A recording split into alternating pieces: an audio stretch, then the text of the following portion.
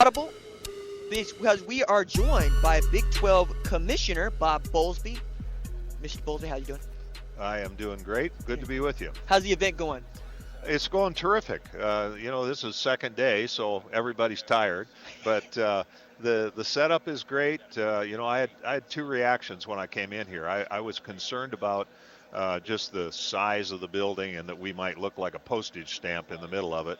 Well, the scale of the setup is really great, and this makes up to a terrific venue for that. And then the other thing is, I walked in, I thought, my gosh, this must have cost us a lot of money.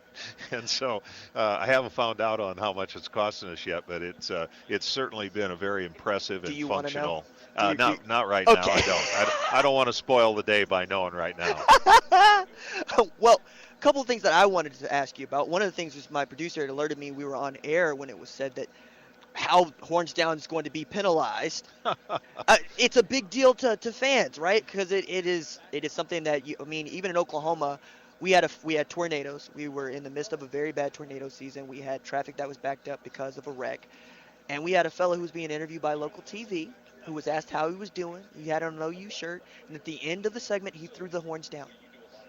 It's that big a deal to us. So, one, is it that big a deal to you? And two, do you think that we've come up with a way to penalize it appropriately?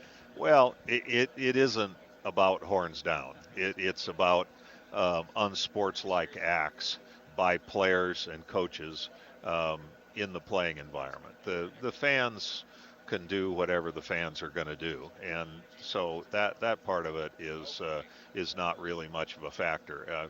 But you can be taunting an opponent by getting up in his face and making eye contact. You can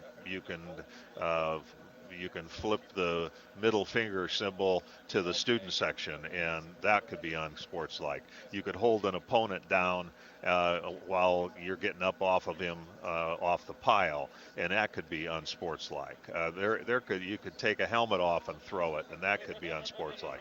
Anything that's unsportslike in the game environment is going to be penalized, and that includes a wide variety of hand gestures. So it's about sports-like behavior, not about horns down. Because you make a very interesting you're giving referees the ability to interpret what is and what isn't. And the reason I'm interested is, like, I'm watching TCU at Oklahoma, and wide receivers CeeDee Lamb and Marquise Brown did a DBZ celebration, Dragon Ball Z, right? And it was construed as unsportsmanlike, as they were doing this little thing between them with the two of them.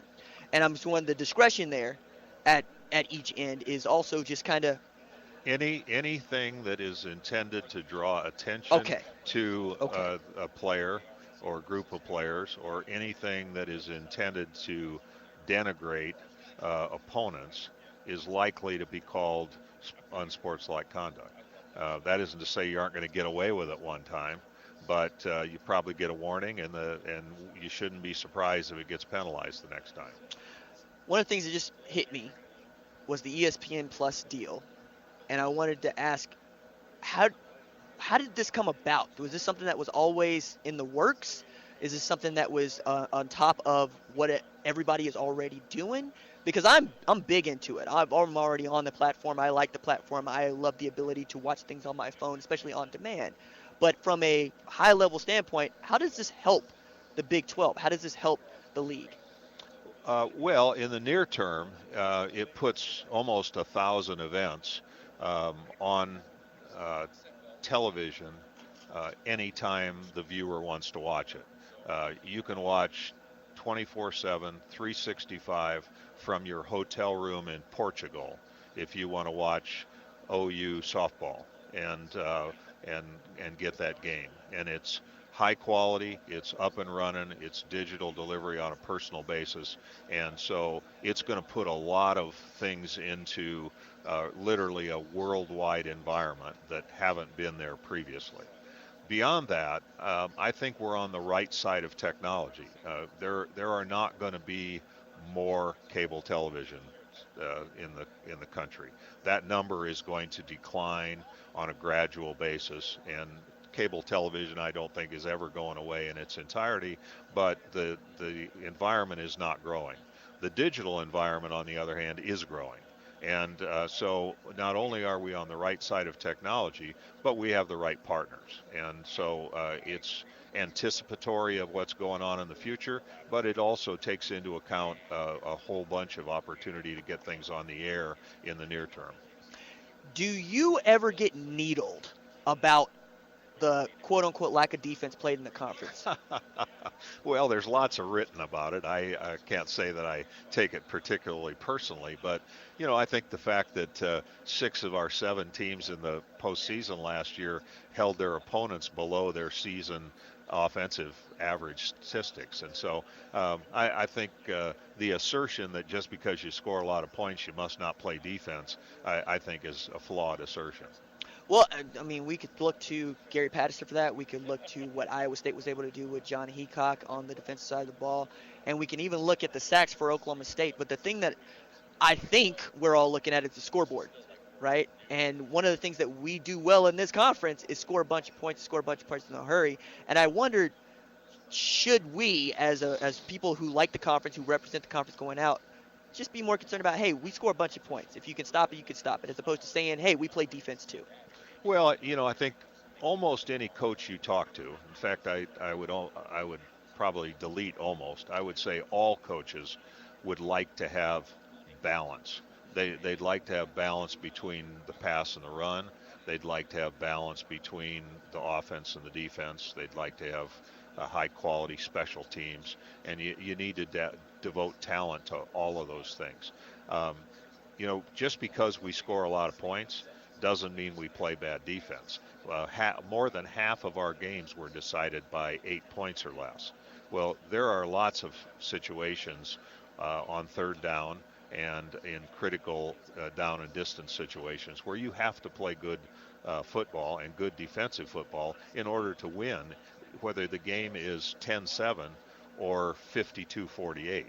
You have certain situations where you have to be able to D up and get a stop when you really need one, and our guys can do that. And but we also have some of the most talented offensive minds and offensive not only strategists but people that can execute it on the field.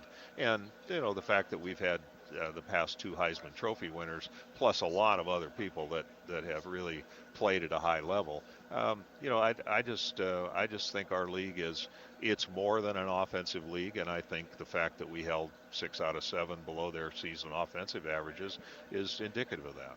Talking with Big 12 Commissioner Bob Bowlsby, kind of want to switch gears into something you brought up to me off air that I hadn't even thought about, which is you got a bunch of veteran head coaches in this league, which is to say that, I mean, Lincoln Riley was the last guy that was promoted from offensive coordinator to head coach in this league. Everybody else has been a head coach somewhere else before they got here. Yeah, no, that's right. And, 2 of our guys, Les Miles and Chris Kleiman, have both won national championships recently. Neil Brown is one of the most up-and-coming head coaches in the country. I had been hearing that when he was at Troy and even before that.